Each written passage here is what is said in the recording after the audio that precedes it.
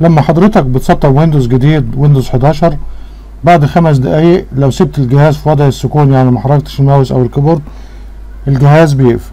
طيب انا عايز اطول المدة ديت، او عايز اخلي الشاشة ما تطفيش او الجهاز ما يقفلش باور بعد مدة قصيرة.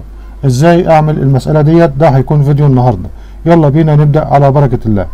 بسم الله الرحمن الرحيم، الحمد لله والصلاة والسلام على سيدنا رسول الله سيدنا محمد صلى الله عليه وسلم. اما بعد، مشاهدي الكرام، السلام عليكم ورحمة الله وبركاته، واهلا وسهلا ومرحبا بكم من جديد.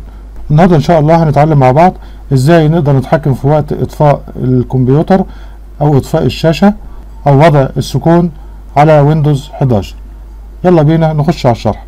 اول حاجة هندخل على قائمة ستارت، هنختار منها سيتنجز، وهنختار منها سيستم، وهنختار من سيستم هنختار باور. هتظهر معايا صفحة بالشكل ده يا حضرات. هختار منها سكرين اند سليب، هتفتح معايا النوافذ دي من خلالها بقى هقدر احدد الوقت اللي اخلي الشاشة في وضع السكون او الجهاز يكون في وضع السكون.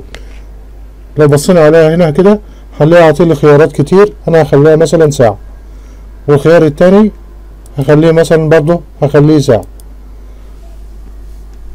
بالشكل ده كده الجهاز مش هيطفي معايا او الشاشة مش هتضلم او تبقى في وضع السكون الا بعد ساعة، علشان لو انا مشغول في حاجة وحابب ارجع اكمل الشغل، او قمت مثلا عملت اي حاجة ورجعت ما لقاش الجهاز طفي او الشاشة بقت في وضع السكون، حالتها فاتحة زي ما هي والجهاز شغال زي ما هو لمدة الساعة اللي انا محددها.